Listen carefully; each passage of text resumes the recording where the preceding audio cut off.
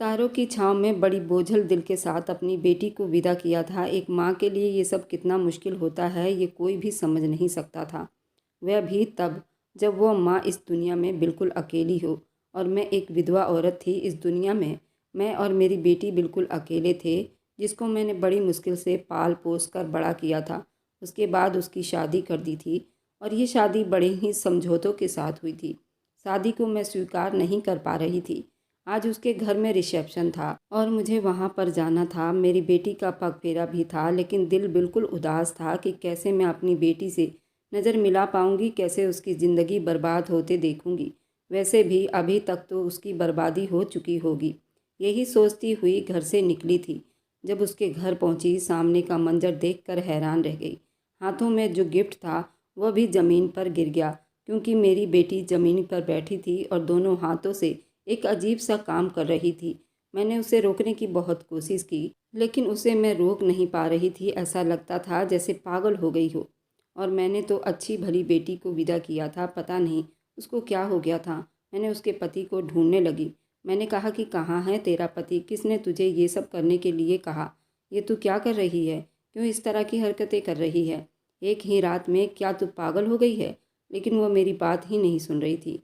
मैंने उसके पति को ढूंढा। वह कमरे में बैठा था। जब मैंने उसको देखा तो मैं और ज़्यादा हैरान रह गई, क्योंकि वह भी मेरी बेटी की तरह दोनों हाथों से अपना। मैं एक विधवा औरत थी। मेरा नाम भागवती है और मेरी एक ही बेटी थी जिसका नाम अस्मिता था। मेरी ज़िंदगी एक आम औरतों की तरह थी। हम जॉइंट फैमिली में रहते थे, लेकिन हमारा घर अलग अलग बना हुआ था।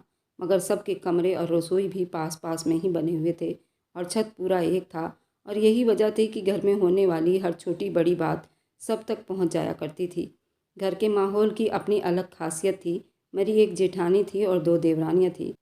हम सभी के पास बच्चे थे, सबके पास बेटियां भी थे, बेटे भी थे। सब बच्चे एक साथ इस घर में पलकर बड़े हो रहे थे। वह आंगन में खेलते, छत पर धूप में मस्तियां करते, त्योहारों पर खूब हंसी मजाक करते। ये कहना गलत ना होगा कि ये घर एक छोटा सा गांव जैसा था, जहां हर कोई एक दूसरे के समस्याओं में बोले बिना नहीं रह सकता था। मेरी अपनी ज़िंदगी इस घर में औरों से अलग थी। मैं एक टीचर थी, प्राइमरी स्कूल के बच्चों को पढ़ाया करती थी और ये मेरी ज़िंदगी का सबसे बड़ा सहारा था। मेरे पति के देहांत के बाद मैंने अपनी बेटी अस्मिता की परवरिश को अपनी ज़िंदगी का मकसद बना लिया था। वो मेरी दुनिया थी। मैंने हमेशा उसे वह सब कुछ देने की कोशिश की जो एक माँ अपने बच्चे के लिए चाहती है। अस्मिता बहुत ज़्यादा खूबसूरत थी और सबसे बड़ी बात ये थी कि वो मेरे दुख दर्द को समझती भी थी। आजकल में मेरी बेटी अस्मिता की पढ़ाई हो चुकी थी और वह ज़्यादा वक्त घर पर ही बिताती थी। ये बात मुझे बेहद परेशान करती थी। इस घर के माहौल में ज़्यादा टाइम बिताने का मतलब था कि वह हर दिन छोटी मोटी बातें, लोगों की चुभती नज़रों का सामना करे। जॉइंट फैमिली में ज़िंदगी जीना आसान नहीं होता, ख़ास तौर पर जब आप विधवा हो और आपकी एक ही औलाद हो। हर छोटी बात को बढ़ा चढ़ा कर बताने वाले लोग यहाँ मौजूद थे। मैं चाहती थी कि जल्द से जल्द मेरी बेटी अस्मिता की शादी हो जाए, ताकि वह अपनी ज़िंदगी की नई शुरुआत करे। मेरी देवरानियाँ, जेठानियाँ सभी अपने बच्चों के शादी के बारे में चुपके चुपके बातें करती रहती थी, लेकिन जब बात मेरी बेटी की होती तो वे लोग कुछ ज़्यादा ही दिलचस्पी लेती। उनके सवाल भी हमेशा एहसान के पर्दे में लपेटे हुए होते और उनकी बातें सीधे मेरे दिल पर वार करते। अस्मिता का रिश्ता कब तय करोगी? विधवा का बोझ बेटी की शादी के बगैर कहाँ हल्का होता है? ऐसे शब्द मेरे दिल में कांटे की तरह चुभते रहते थे। लेकिन मेरी बेटी अस्मिता ने हमेशा अपने व्यवहार से मुझे सहारा दिया। वो मुझे कहती, माँ आप फिक्र ना करो, सब कुछ टाइम पर ही ठीक हो जाएगा। मैं उसकी बातों से तसल्ली तो कर लेती, लेकिन दिल के अंदर एक अजीब सी बेचैनी रहती। अस्मिता के लिए एक अच्छा रिश्ता तलाश करना मेरी सबसे बड़ी जिम्मेदारी थी। ये सोच कर कि कहीं मेरी बेटी अपने आप को अनाथ ना समझ ले, अपने दिल को ना दुखा ले, ऐसे सोच मुझे रातों को जगा कर रख देती थी। मैंने कई बार सोचा कि किसी अच्छे रिश्तेदार से बात करूं, लेकिन हर बार मुझे ये डर ज़रूर होता कि शायद मेरी बात को ठीक से समझा ना जाए। घर की औरतों में से किसी से भी कुछ कहना ऐसा ही था जैसे अपनी कमजोरी सबके सामने रख देना। अस्मिता की खुशियों की तलाश करना अब मेरा सबसे बड़ा सपना था। मैं चाहती थी कि वह एक ऐसी ज़िंदगी बिताए जहां उसे अपनी मर्जी से जीने का मौका मिले। लेकिन क्या ये सब मेरे लिए इतना आसान होगा? मेरी बेटी अस्मिता बेहद खूबसूरत थी। उसके रंग बहुत गोरा था, उसकी आंखें बिल्कुल भूरी थी, उसके होंठ बिल्कुल गुलाबी थे, कद काठी बिल्कुल कमाल की थी और वह दुबली पतली थी, जैसे कुदरत ने उसे खास फुर्सत से बनाया हो। जब वो किसी कमरे में दाखिल होती तो लोगों की निगाहें खुद ब खुद उसकी तरफ उठ जाती। वह बिल्कुल साधारण तरीके से रहा करती थी, लेकिन उसका चेहरा बिल्कुल हमेशा चमकता रहता था। दूसरी तरफ मेरे घर की औरतें यानी मेरी देवरानियाँ और जेठानियाँ भारी भरकम शरीर की थीं। उनकी बेटियां भी बहुत मोटी थीं। वे अपनी बेटियों को खूबसूरत और पतला करने की दवाइयाँ और भाग दौड़ में बिजी रहती थी। मेरी देवरानियाँ अजीब तरह के नुस्खे आजमाती रहती थी। कभी किसी बाबा के पास चली जाती थी तो कभी अपनी बेटियों को कह देती कि पूरे घर में पोछा लगाया कर ताकि उनका वजन कम हो, लेकिन उन सब की लाख कोशिशों के बाद भी उनकी बेटियां वैसी की वैसी थी। इन औरतों के बीच में मेरी बेटी अस्मिता हमेशा अलग नज़र आती थी और शायद यही बात उन्हें अक्सर चुभती भी थी। मेरी जेठानी ने अपनी एक बेटी का रिश्ता तय कर दिया था, लेकिन उसका पति ऐसा भुंडा सा था, अगर कोई उसे देख ले तो दोबारा उसके पास बैठने का दिल ना करे। उसके बावजूद भी मेरी जेठानी हमेशा ये कहती कि आदमी की शक्ल नहीं देखी जाती, बल्कि उसके पैसे धन दौलत देखी जाती है, और वह लड़का सच में बहुत अमीर था। मैंने दिल ही दिल में सोचा कि वो अपनी बेटी की कमियों को छुपाने के लिए ये सब बातें बनाती रहती हैं, लेकिन मेरी इच्छा बिल्कुल अलग थी।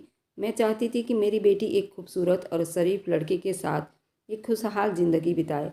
ऐसा लड़का जो न सिर्फ बाहरी खूबसूरती रखता हो, बल्कि अंदर से भी खूबसूरत हो और बिल्कुल मेरी बेटी के मैच का हो। लेकिन हकीकत ये थी कि मैं एक विधवा औरत थी और मेरी हैसियत सीमित थी। लोग अक्सर मुझ पर सवाल उठाते थे कि जिस लड़की के सर पर उसके बाप का साया ना हो, उसकी परवरिश कैसी होगी।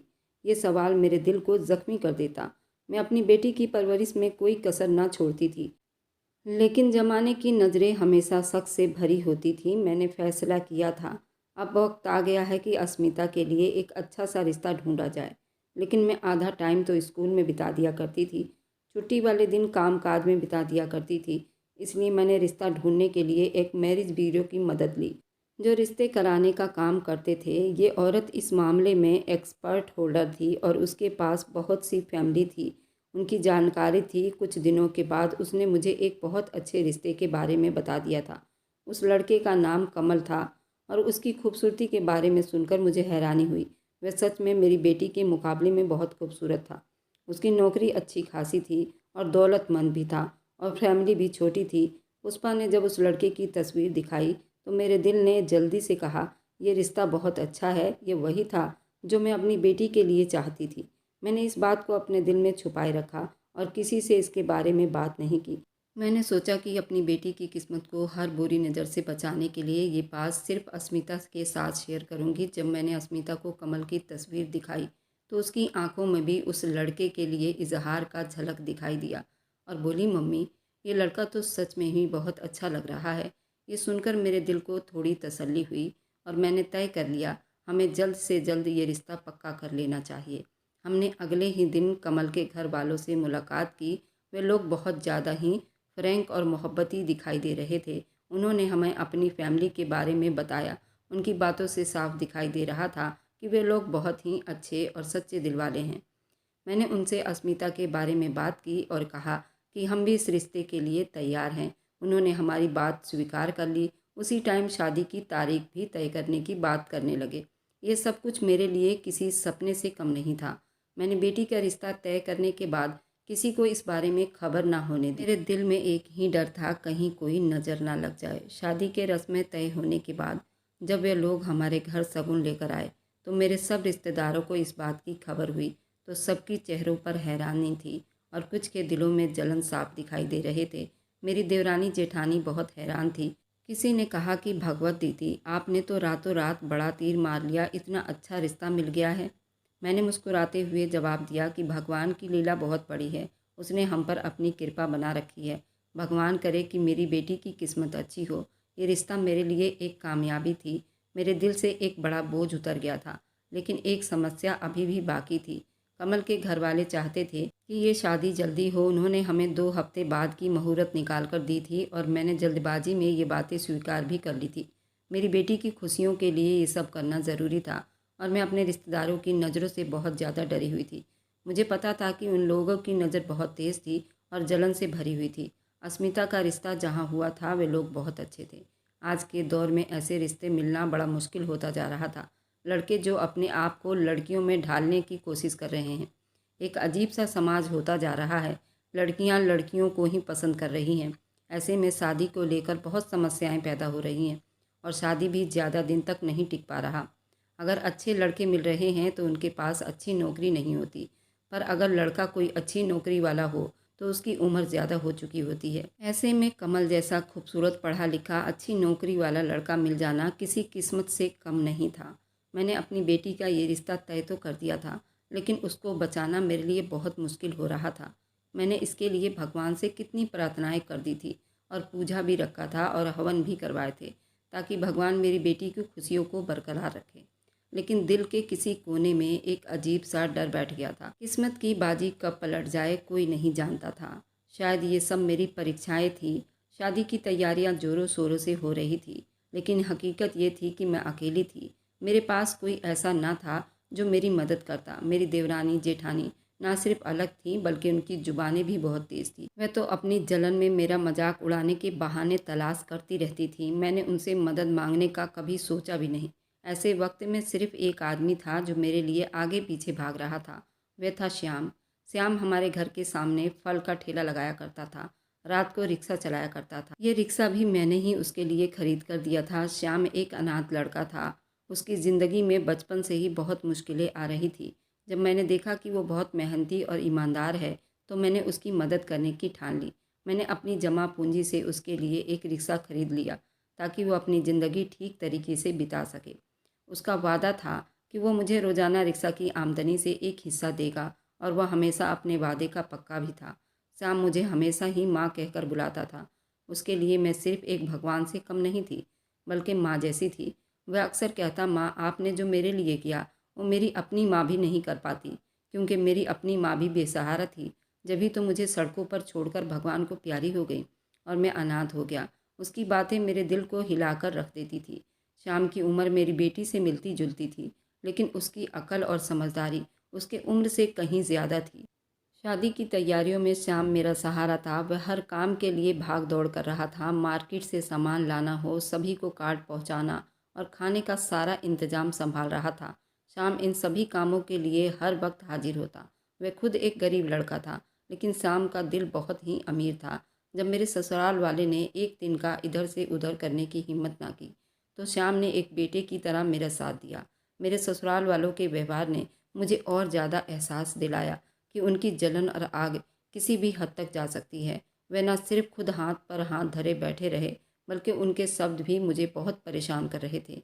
कोई कहता कि वह विधवा औरत अकेली क्या कर लेगी, तो कोई कहता ऐसी तैयारियां तो हमने कभी ना देखी, ये सब कैसे कर लिया। लेकिन मैं इन बातों को नज़रअंदाज करती रही। मेरे लिए सबसे ज़रूरी अस्मिता की खुशी थी, और श्याम की मदद से मैं हर मुश्किल को आसान बनाती जा रही थी। शादी के दिन करीब आ रहे थे और मैंने दिन रात एक कर दिया। हर चीज़ पर नज़र रखनी पड़ती थी, क्योंकि मैं नहीं चाहती थी किसी तरह की कोई कमी रह जाए। अस्मिता के लगन के कपड़े, उसकी मेहंदी के कपड़े, उसके शादी का लहंगा, जेवर और बारात के सारे इंतजाम और घर का सजावट, हर चीज़ का इंतजाम हो चुका था। श्याम ने मेरे हर काम में बहुत मदद की। वह न सिर्फ मेरे कामों का ख्याल रखता था, बल्कि मेरा हौसला भी बढ़ाता रहता था। आखिर वह दिन आ ही गया जिसका इंतज़ार था। शादी का दिन था, जयमाला होने वाला था। हर कोई हैरान था कि मैंने ये सब अकेले कैसे कर लिया। मेरे ससुराल वालों की नज़र बार बार मेरी तैयारियों पर जा रही थी।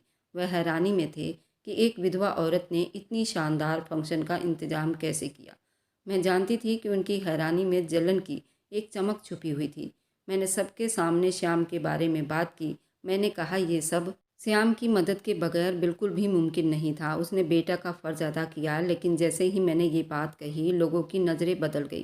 कुछ ने कहा कि श्याम तो एक गरीब आदमी है, उसे इतनी हिम्मत मत दो, ये लोग एहसान फरामोश होते हैं।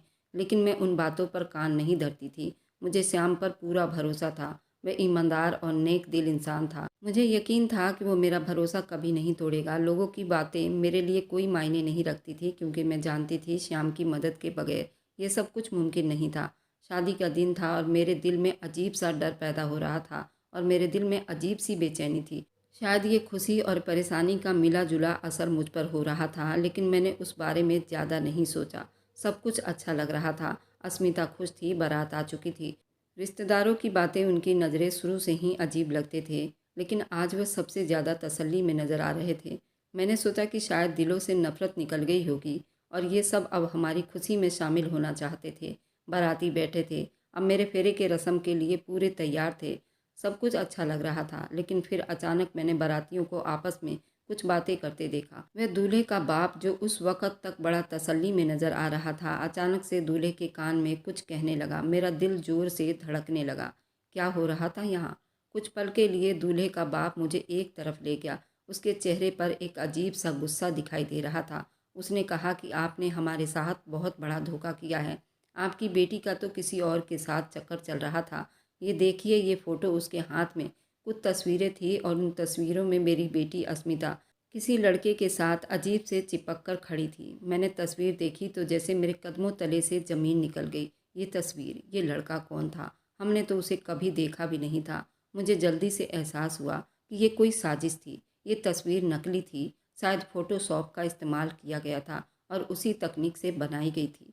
लेकिन दूल्हे का बाप ये बात मानने को तैयार ही नहीं था। उनके शब्दों ने मेरे दिल को चीर कर रख दिए थे। वे कहने लगे, हमने अनाथ लड़की से शादी करना ही नहीं चाहिए थी।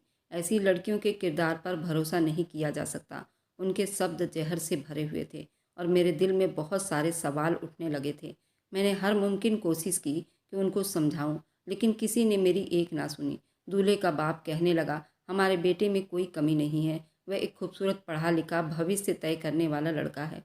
हम अपनी इज्जत खराब नहीं कर सकते। हम इस लड़की के साथ शादी नहीं करेंगे। ये कहते हुए वो उठकर खड़े हुए। मेरे दिल में एक तूफान उठा था। मैंने उनके आगे हाथ जोड़े, उन्हें समझाने की बहुत कोशिश की, लेकिन वह अपनी बात पर अड़े रहे। बारात वापस लौट गई। बारात के लौटते ही मेरे दिल में एक अजीब सी बेबसी छा गई। मेरी आंखों के सामने मेरी बेटी का भविष्य टूटता हुआ नजर आ रहा था। अगर आज अस्मिता की शादी ना हुई तो फिर कभी उसके लिए कोई अच्छा रिश्ता नहीं आएगा। मैंने अपने आंसू पोंछते हुए भगवान से मदद मांगी, कोई रिश्ता दिखा दे। उसी पल श्याम मेरे पास आया। वह जानता था कि मेरे दिल पर क्या बीत रही है। उसने कहा कि माँ, आप फिक्र ना करो, भगवान सब कुछ ठीक करेगा। लेकिन मेरी बेबसी के आंसू थमने का नाम ही नहीं ले रहे थे। मैंने श्याम की तरफ देखा। मेरे दिल में एक अजीब सा ख्याल आया।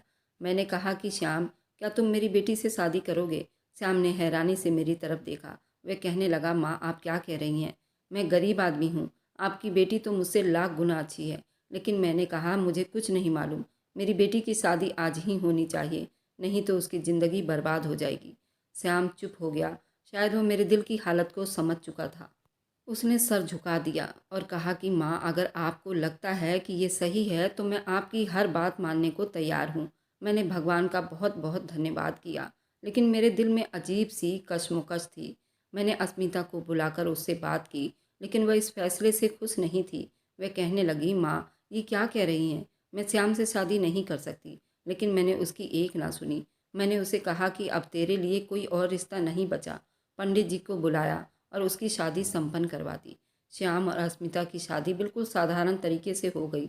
बारातियों के चले जाने के बाद जो चुप्पी थी वह अब मेरे आंसुओं से भर गई थी। मैंने अपनी बेटी को विदा किया और उस वक्त मेरे दिल में सिर्फ एक ही सवाल था, हे भगवान, ये सब क्यों हुआ? इतने खुशियों भरे दिन को किसकी नज़र लगी? मेरे रिश्तेदार, जिन्होंने शायद ये सब कुछ करवाया था, अभी खुश थे। वे सोच रहे थे कि अस्मिता की शादी एक रिक्शा चलाने वाले गरीब आदमी से हो गई और उनकी नज़र कामयाब हो गई। लेकिन उनकी खुशी भी देर तक ना रही, क्योंकि अस्मिता की शादी हो चुकी थी। उनके दिलों में छुपे जलन अब शायद कम हो चुकी थी। लेकिन मेरे दिल में एक नया तूफान उठ चुका था। मैं कमरे में जाकर फूट फूट कर रोने लगी। मैंने अपने भगवान से सवाल किया, हे भगवान, ये सब कुछ क्यों हुआ? क्या गरीब होना इतना बड़ा गुनाह है? मैं जानती हूँ कि श्याम एक अच्छा इंसान है, लेकिन ये समाज गरीब लोगों को कभी स्वीकार नहीं करता। ये ख्याल बार बार मेरे दिल को चीर रहा था कि मेरी बेटी, जो एक खूबसूरत और पढ़ी लिखी लड़की थी, अब एक फल फ्रूट बेचने वाले और रिक्शा चलाने वाले ड्राइवर की पत्नी बन चुकी थी। क्या उसकी ज़िंदगी अब आसान होगी? क्या वह खुश रह सकेगी? क्या? मेरे दिल में डर और दुख के बादल छाए हुए थे, लेकिन मेरे पास और कोई रास्ता नहीं था। रात का सन्नाटा मेरे दिल के दर्द में मेरे आंसुओं के साथ बह रहे थे। ये शादी का दिन मेरी बेटी के लिए खुशियों का दिन होना चाहिए था, लेकिन ये दिन हमारी ज़िंदगी का सबसे बड़ा दुख लेकर आया था। मैंने सोचा कि अस्मिता के किस्मत में खुशियाँ लिखी होगी, लेकिन आज जो हुआ उसने मेरे दिल पर और गहरा जख्म छोड़ दिया। बारात वापस जा चुकी थी और मेरी बेटी एक गरीब लड़के के साथ विदा हो चुकी थी। मेरे ससुराल वाले, जो हमेशा से मेरे खिलाफ थे, आज मेरे लिए जहर उगल रहे थे। उनकी आवाज़ मेरे कमरे तक साफ सुनाई दे रही थी। वह कह रहे थे, ये औरत बड़ी पापन है जो जवानी में ही विधवा हो गई, लेकिन दोबारा शादी न की क्योंकि किसी आदमी के काबू में नहीं रहना चाहती थी। पता नहीं उसने क्या पाप किए होंगे जो उसके साथ ये सब कुछ हुआ। उनके जुबान से निकलने वाले शब्द मेरे दिल पर खंजर की तरह वार कर रहे थे। अस्मिता के किरदार पर सभी सवाल उठाने लगे थे। कहने लगे, इतनी खूबसूरत लड़की हो और कोई इल्ज़ाम ना लगे, ये कैसे मुमकिन है? क्यों बारात वापस चली गई? उसकी कोई ना कोई वजह होगी। इन दोनों माँ बेटी पर शक तो ज़रूर होता है।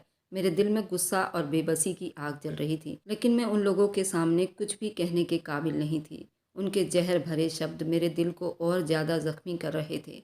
उनका मकसद मुझे पापन साबित करना था। उनका ये व्यवहार मेरे लिए कोई नया नहीं था, लेकिन आज उनकी बातें बर्दाश्त से बाहर हो चुकी थी। उस रात मैं सारी रात ना सो सकी। मेरे कमरे में तन्हाई थी और अपने घर के बने मंदिर में सर रखकर भगवान से प्रार्थना कर रही थी, हे भगवान, तू मेरी बेटी का किस्मत बदल दे, उसकी ज़िंदगी में आसानी पैदा कर दे।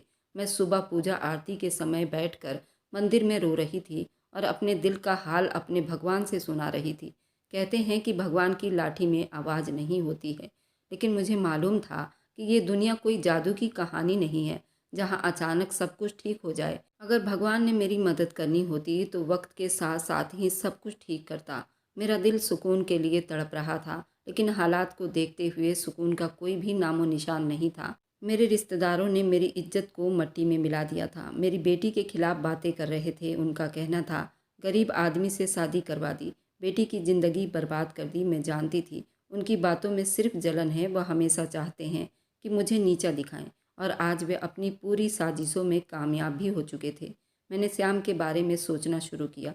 श्याम एक गरीब आदमी था, लेकिन दिल का बहुत ही अच्छा था। वह हमेशा मेरे काम आता था और आज भी उसने मेरी बेटी के लिए अपनी ज़िंदगी कुर्बान कर दी। श्याम का दिल बहुत बड़ा था, उसकी नीयत हमेशा साफ रही। वो मेरी बेटी के उम्र का ही था, लेकिन ज़माने के हिसाब से उन दोनों के बीच में एक बहुत बड़ा फ़र्क था। श्याम एक मजदूर लड़का था, कुछ भी काम कर लेता था, रात को रिक्शा चलाता था। ये सब कुछ उसके लिए काफ़ी था, लेकिन ज़माने के हिसाब से वह एक नाकाम आदमी था। वह खूबसूरत तो बहुत था, लेकिन गरीबी की वजह से लोग उसकी शक्ल व सूरत को नज़रअंदाज कर देते थे। मैंने हमेशा यही सुना था, गरीब होना आज के ज़माने में सबसे बड़ी बुराई है। श्याम की गरीबी उसकी सबसे बड़ी कमजोरी थी, और ये कमजोरी हमारी ज़िंदगी में भी असर डाल रही थी। मेरा दिल अपनी बेटी के लिए परेशान था। अस्मिता एक खूबसूरत और पढ़ी लिखी लड़की थी। मैंने उसके लिए हमेशा बड़े सपने देखे हुए थे, लेकिन आज वे सपने सब कुछ टूट चुके थे। मैं जानती थी कि श्याम एक अच्छा इंसान है, लेकिन मेरी बेटी के लिए ये ज़िंदगी आसान नहीं होने वाली थी। उसने एक रिक्शा चलाने वाले आदमी से शादी कर ली थी, और इस ज़माने में ये शादी हमेशा ताने का निशाना बनेगी। और मेरी बेटी ने अपनी ज़िंदगी के उस नए सफ़र को स्वीकार कर लिया था, लेकिन मैं जानती थी वह दिल से खुश नहीं थी। वह हमेशा से एक खूबसूरत और खुशहाल ज़िंदगी का सपना देख रही थी, लेकिन आज उसकी किस्मत ने उसे एक ऐसी ज़िंदगी दे दी थी जहाँ खुशियाँ बहुत मुश्किल से मिलती है। मैंने भगवान से बहुत प्रार्थना की, वह अस्मिता के दिल को सुकून दे और श्याम के दिल में इतनी हिम्मत पैदा कर दे वह मेरी बेटी को खुश रख सके। मेरे दिल में बार बार ये ख्याल आ रहा था कि ये सब कुछ मेरे रिश्तेदारों ने किया है। वे हमेशा हमारी खुशियों से जला करते थे, और आज उन्होंने अपनी जलन से हमारी खुशियों को मिट्टी में मिलाकर रख दिया। मैं सोच रही थी, वह तस्वीर किसने बनाई थी? वह कौन था जिसने अपनी नफ़रत के साथ हमारी ज़िंदगी को बर्बाद करने की कोशिश की? मेरे दिल में उनके लिए नफ़रत बढ़ती जा रही थी, लेकिन मैं जानती थी कि भगवान सब कुछ देख रहा है, उनके लिए ज़रूर अच्छा फ़ैसला करेगा। मैंने फ़ैसला किया कि अब उन लोगों की बातों को सुनने के बजाय अपनी बेटी के लिए भगवान से प्रार्थना करूंगी और उसकी ज़िंदगी को और अच्छा बनाने की कोशिश करूंगी। रात बीत गई, सुबह सूरज देवता उदय हुए, साथ मेरे दिल में एक नई उम्मीद जाग उठी। मैंने तय किया कि शाम के लिए एक नई ज़िंदगी की शुरुआत करूंगी। मैंने भगवान से प्रार्थना की, वह मेरी बेटी की किस्मत को बदल दे और शाम को इतनी हिम्मत दे वह अस्मिता को खुशियाँ दे सके जो वो हमेशा चाहती थी। ज़िंदगी में मुश्किलें आती हैं, लेकिन उन मुश्किलों को बर्दाश्त करना और आगे बढ़ना ही असल कामयाबी है। मैंने अपने आंसू पोंछे और भगवान पर भरोसा करते हुए एक नई शुरुआत के लिए तैयार हो गई। ये सोच कर भी परेशान थी कि अस्मिता पर क्या बीत रही होगी।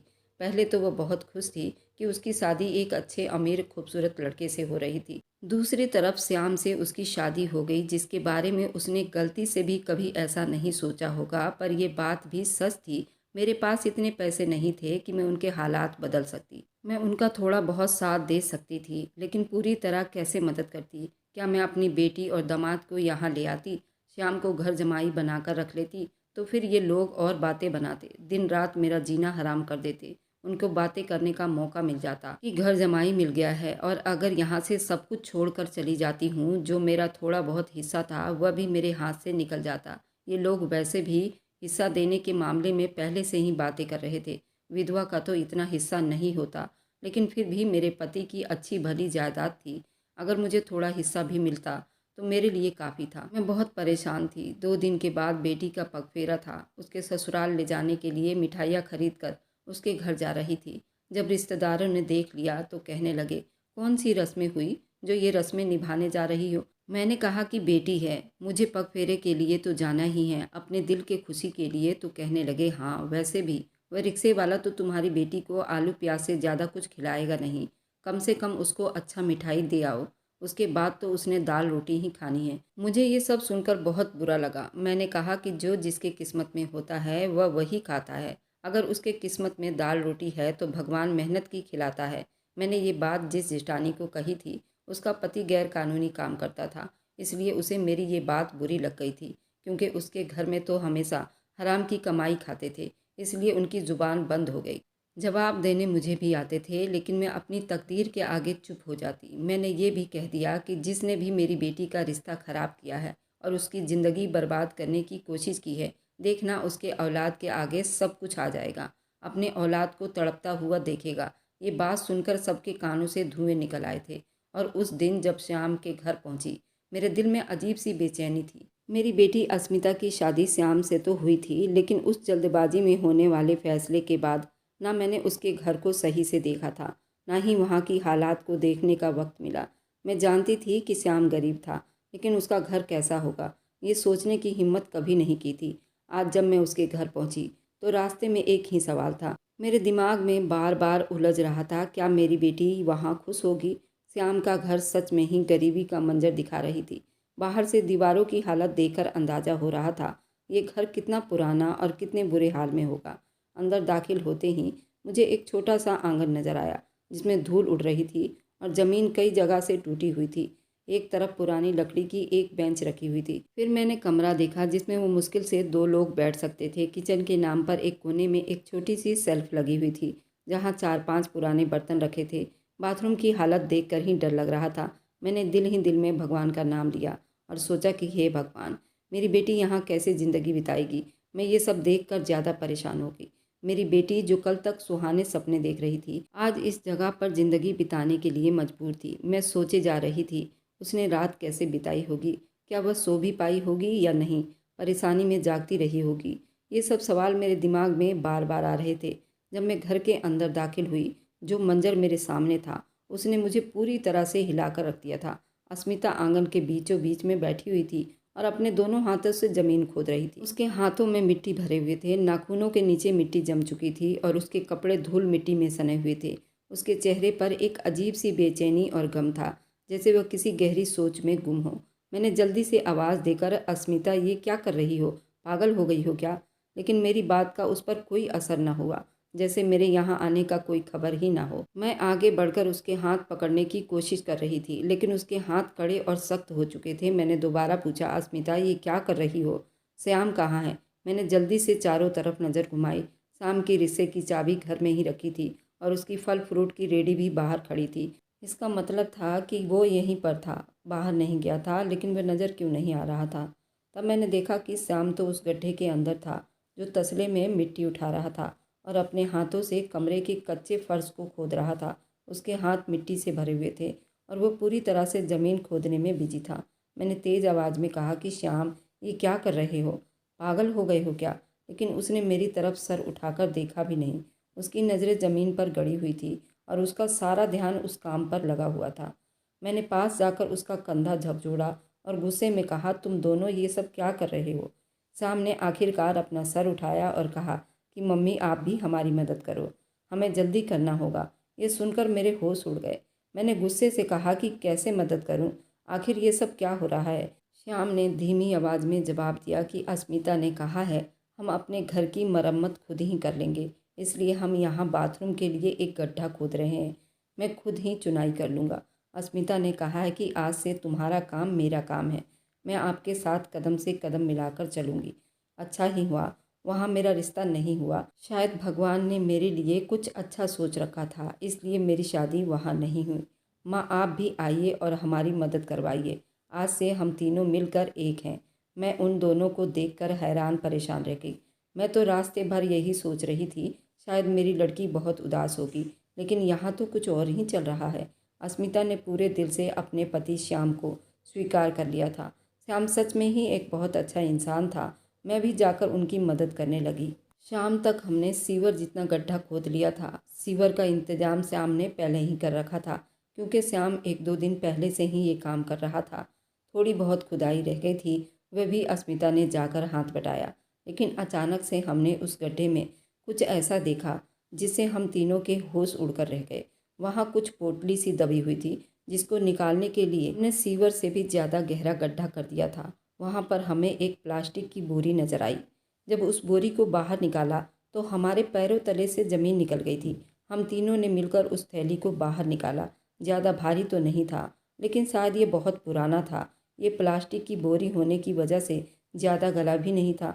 उसमें से हमने सामान बाहर निकाला तो हमारे होश उड़कर रह गए थे। उसमें कुछ सोने के जेवर थे जो अलग ही चमक रहे थे। उसमें 3-4 चांदी की मूर्ति थी जो शायद किलो से भी ऊपर था, और एक सोने की भी मूर्ति थी, वह भी शायद बहुत वजन था। हम तीनों के तो आंखें ऐसी चौंधी आ गई थी, हमें यकीन ही नहीं हो रहा था ये हमें मिला है। उसमें 3-4 सोने के हार भी थे जो शायद बहुत पुराने डिज़ाइन का था। अब हम तीनों ने ये तय किया कि यहाँ पर हम सीवर नहीं बनाएंगे। जिस जगह से भगवान की मूर्ति निकली है तो हम इसी मूर्ति को यहीं पर स्थापित कर देंगे, और बाकी चीज़ों को बेचकर हम श्याम के लिए एक अच्छा बिजनेस शुरू कर देंगे। हम तीनों ने ऐसा ही किया। उस वक्त जो भगवान ने हम पर कृपा की थी वह करोड़ों से भी ऊपर थी। श्याम ने अपना कपड़ों का शोरूम खोल लिया और अस्मिता ने पार्लर खोल लिया, और उस पूरे मकान को हमने मंदिर में बदल दिया। वह हमारा अपना ही मंदिर था, और हमने यहाँ पर उसी मूर्ति को स्थापित कर दी जो हमें सीवर की खुदाई करते वक्त निकली थी। उस दिन के बाद से हम तीनों का रहन सहन बिल्कुल बदल गया था। मेरी देवरानी, जेठानियाँ सभी देखकर जलकर राख हो रही थी। आखिर उनके पास इतनी दौलत आई कहाँ से? कल तक तो श्याम एक फल फ्रूट की रेहड़ी लगाता था और रात को रिक्शा चलाता था, और 1 महीने के अंदर अंदर उसके पास खुद की गाड़ी थी, कपड़े का शोरूम था, एक पार्लर था। सारे रिश्तेदार ये जानना चाहते थे आखिर उनके साथ ऐसा क्या हुआ था और इतनी दौलत उनके पास कहाँ से आई। हमने इस बात को हमेशा राज ही रखा। हमने किसी को कुछ भी नहीं बताया। वहीं पर हमारे सर पर एक और सच्चाई खुली जिसे सुनकर हमारे पैरों तले से ज़मीन निकल गई थी। अस्मिता की शादी तुड़वाने में मेरी देवरानी और जेठानी का हाथ था। उन्होंने दूल्हे के बाप का कान अस्मिता की बुराइयों से भर दिया था। उस पर झूठा इल्ज़ाम लगाया था कि वह एक बहुत बुरी लड़की है और बहुत ही बदचलन है। जितनी खूबसूरत है उतने ही उसके यार हैं। वह तुम्हारा घर बर्बाद करने में ज़रा भी देर नहीं लगाएगी। अस्मिता के पार्लर में जब कमल की पत्नी आई, और उसकी पत्नी कोई और नहीं, मेरी जेठानी की लड़की थी। उसे भी नहीं पता था कि ये अस्मिता का पार्लर है। उसके पार्लर का नाम भी काफ़ी चल रहा था। अस्मिता ने खुद ही एक ब्यूटी क्रीम बनाई थी। इस ब्यूटी क्रीम को कोई भी लगाकर कुछ ही मिनटों में एकदम गोरा हो जाता था, और मेरी जेठानी की लड़की भी यही देख कर आई थी, क्योंकि अस्मिता का यूट्यूब चैनल भी था और उस पर वह रातों रात फेमस हो गई थी। वह अपने ब्यूटिशन की सारी चीज़ों को यूट्यूब पर शेयर करती थी, जिससे उसके काफ़ी सारे सब्सक्राइबर हो गए थे। उसने 5 महीने में 1 मिलियन सब्सक्राइबर पार कर लिए थे। उसी का नाम देखकर वह आज इस पार्लर में आ गई थी, और उसका सर शर्म से नहीं उठ रहा था। उसने अपने मुंह से ही खुद वह सब उगल दिया था जो मेरी जेठानी और देवरानियों ने अस्मिता की शादी तोड़ने के लिए चाले चली थी, और अपनी बेटी से ही कमल की शादी करती थी। कमल अमीर तो था और हैंडसम भी था। उसकी पत्नी के अलावा उसकी कई गर्लफ्रेंड थी। वह अपनी पत्नी पर भी खूब हाथ उठाता था। एक तो मेरी जेठानी की लड़की सांवले रंग की भी थी। कमल ने सिर्फ दहेज की लालच में नैना से शादी कर ली थी। नैना मेरी जेठानी की लड़की थी। अब वो कमल से छुटकारा चाहती थी। कमल से बहुत परेशान थी। जब मेरी बेटी अस्मिता ने ये सारी बात सुनी तो वह एक पल को बिल्कुल सुन्न रह गई। उसने कहा कि भगवान जो भी करता है बहुत अच्छा ही करता है। शायद भगवान नहीं चाहते थे कि मेरी बेटी की शादी कमल से हो, क्योंकि कमल एक बहुत बुरा इंसान था। पैसा और खूबसूरती तो उसके पास था, लड़कियों की इज्जत करना उसे नहीं आता था। ऐसे आदमी का भला मेरी बेटी के जीवन में क्या काम था। जब मेरी बेटी ने ये कहानी मुझे सुनाई तो मेरे पैरों तले से ज़मीन निकल गई थी और मैं भगवान के मंदिर में जाकर घंटों रोई। मैंने अपने देवरानी जेठानी को भी माफ़ कर दिया। हमारे लिए तो हमारे भगवान थे जिन्होंने हमें हर बुराई से बचा लिया था। जलने और चिढ़ने वाले लोगों को उस दलदल में झोंक दिया था। मेरी जेठानी भी मुझसे माफ़ी मांगने लगी, कहने लगी, मुझे नहीं पता था कमल इतना बुरा है, और जिसे हम बुरा समझते रहे वह तो हीरा निकला। उस फल फ्रूट बेचने वाले और रिक्शा चलाने वाले इंसान को हम कितना बुरा भला कहते थे, और भगवान ने उसी बुरे इंसान के घर में अपना स्थान ढूंढा, क्योंकि वह इंसान हमारी नज़रों में बुरा था, लेकिन भगवान की नज़रों में तो वह उनका चाहने वाला गरीब इंसान था। तो भला फिर क्यों भगवान हमारी तरफ आते। इसलिए हमारे कर्मों की सज़ा भगवान ने हमें दे दी है, और मैं इस राज को किसी को नहीं बताया और इस राज को राज ही रख लिया। और आज हम सभी रिश्तेदारों से मिलते जुलते हैं, खाना पीना सब करते हैं, और सभी रिश्तेदार हमारा बहुत इज्जत करते हैं, क्योंकि इस वक्त हमारे पास पैसा भी है और इज्जत भी है। इससे पहले तो मुझे देखना भी पसंद नहीं करते थे। मेरी बेटी के फूल जैसे 2 बच्चे हुए हैं। आप लोग बताइए, क्या आपने देवरानी और जेठानियों को माफ़ करके अच्छा किया या गलत? भगवान हम सभी के साथ है। आप लोग अपना अच्छा कर्म करते रहें और किसी भी इंसान को बुरा और कम ना समझे। भगवान हमेशा अपनी परीक्षाएं सभी से लेता रहता है, और हम बुरा करते हैं तो हमें अच्छे से पता होता है कि हम बुरा कर रहे हैं। इसलिए आप लोग बुराई से बचें और भगवान के प्रकोप से बचें। कब किसके साथ क्या हो जाए किसी को कुछ मालूम नहीं होता। अगर आपको आज की कहानी पसंद आई है तो वीडियो को ज़रूर लाइक कीजिएगा और अपने दोस्तों के साथ शेयर भी कीजिएगा। और हाँ, अगर आपने अभी तक हमारे चैनल को सब्सक्राइब नहीं किया है तो ज़रूर सब्सक्राइब कर लीजिए। मिलते हैं हम अपनी कल की एक और नई दिलचस्प कहानी के साथ। मुझ पर सदा अपना प्यार और स्नेह बनाए रखें। सभी को मेरा प्यार भरा नमस्कार दोस्तों।